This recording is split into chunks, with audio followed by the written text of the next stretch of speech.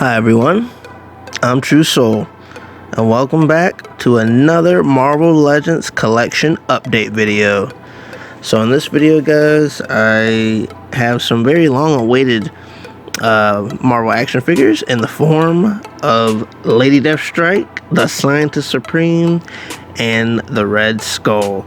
I've been waiting so long to get my hands on some more villains that I actually like. And actually not too long ago I did upload a review on Marvel Legends Ultron, so I have him along with some of these other villains, and I'm just a really happy toy collector right now. So let's go ahead and do a review on all three of these guys, starting off with Lady Deathstrike. Now this is the Deathstrike that I actually grew up seeing, primarily from the old X-Men, the animated series cartoon. This looks like this version of Lady Deathstrike is directly from that. And right off the bat, I did notice that when it comes to her claws, they seem kind of dull. I understand why they might have not went for, you know, a more sharper design, because the last thing you want is for your toys actually hurting you. So I understand it from that perspective. Also, I wanted to bring up the head, which this is the only head that Lady Deathstrike comes with. I noticed that it looks like her hair, or whatever you'd call it, is kind of like flapped out to the side. Don't really know why they decided to do that. Maybe for head articulation purposes. This feels a little weird to me. I don't know why they sometimes do that with like the hair, mostly for a lot of the female figures, but it doesn't bug me too much. I also wanted to point out the cybernetics on Lady Deathstrike. They're actually sculpted rather than just like painted directly on the body. They're actually sculpted, and on the arms it does look like there's a couple of parts that might not have been fully painted, but it doesn't really bug me all that much because they're really going to be focusing so much on the arms. So really what we have here is pretty much, in my opinion, the definitive look for Lady Deathstrike. When I think of Lady Deathstrike, this is exactly how I think of her looking. So they definitely nailed it on that front. Moving on to articulation, she has some pretty decent bends. She has a single joint in the arms, and of course she has double jointed legs, which I think probably the leg joints are probably the highlight of this figure's articulation, because unlike other female action figures of the Marvel Legends line, she actually doesn't have any joint in her torso. She has one down at the waist, which has a decent amount of articulation, not a whole lot, so you're not really gonna get a whole lot of poses out of this Lady Deathstrike, but I got in a few good ones that I'm actually happy with, so I'm not gonna get too bent out of shape about that. And we're moving right along into accessories, and Lady Deathstrike has no accessories, which I'm not really mad about at all, because I feel like Lady Deathstrike is one of those characters that doesn't really need accessories.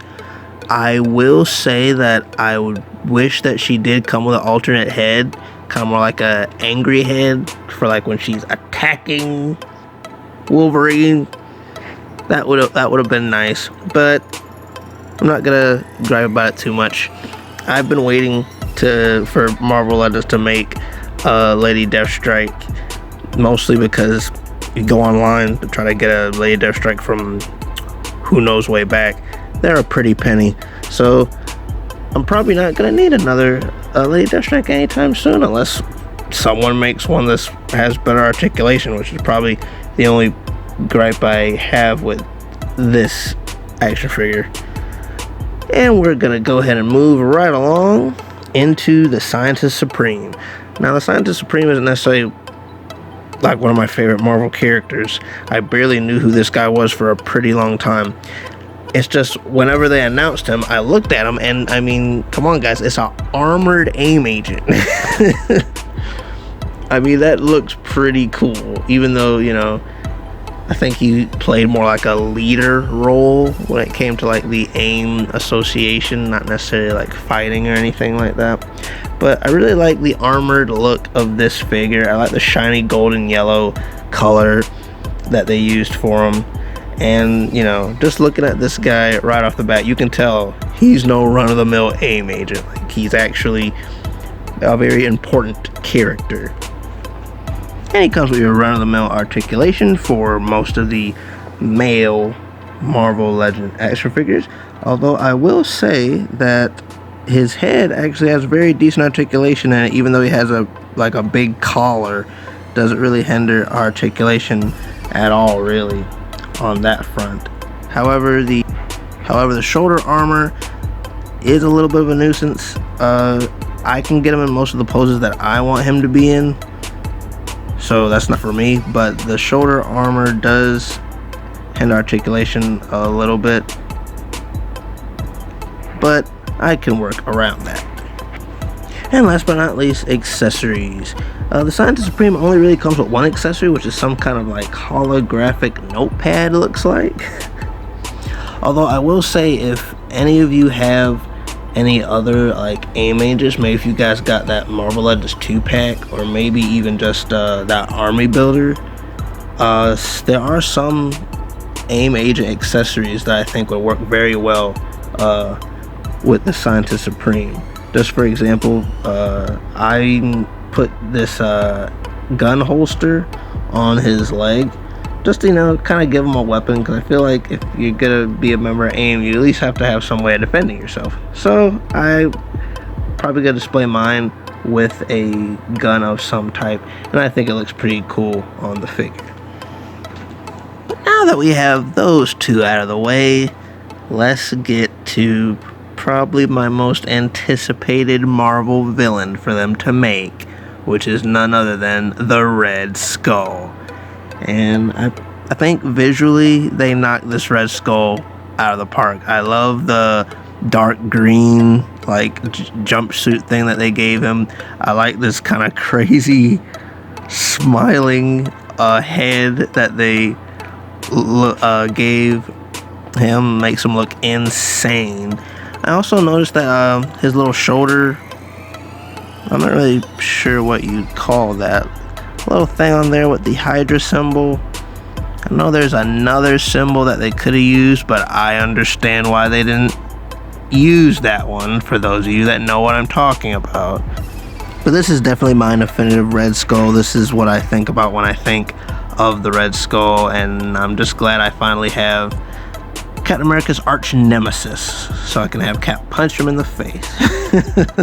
But we're gonna go ahead and move on right into articulation. One thing I like about this Red Skull is, since his body design doesn't have any type of like weird pieces, like shoulder pieces or anything like that, he has a pretty good range of motion all the way around, and that helps me get him into some pretty interesting poses. Although when it comes to Red Skull, I'm probably not going to be putting him in any really crazy poses or anything like that.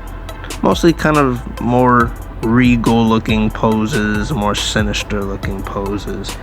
And speaking of sinister, that brings us to the last segment, which is accessories.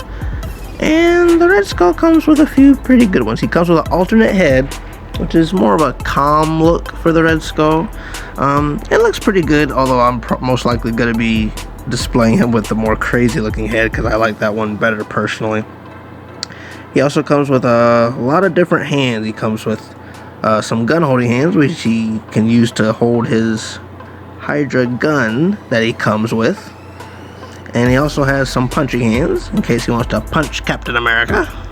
And he also comes with some open hands, which he uses to hold his final accessory, which, if I'm correct, I believe it's the Cosmic Cube. I know a lot of people that are into the MCU probably looks like the Tesseract, but I feel like since this was the comic book one, I'm pretty sure that's the Cosmic Cube. I'm pretty sure it's the Cosmic Cube. Maybe it is the Tesseract. I didn't even hear about the Tesseract until the MCU came out. So, yeah, tomato. You guys can pretend that it's whatever you want, really. But I'm just glad to have another heavy-hitting Marvel villain for my shelf.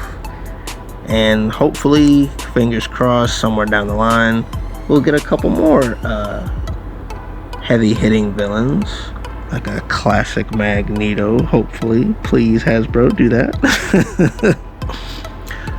Woo-wee! But I think out of all three of these action figures, I think probably my favorite is the Red Skull.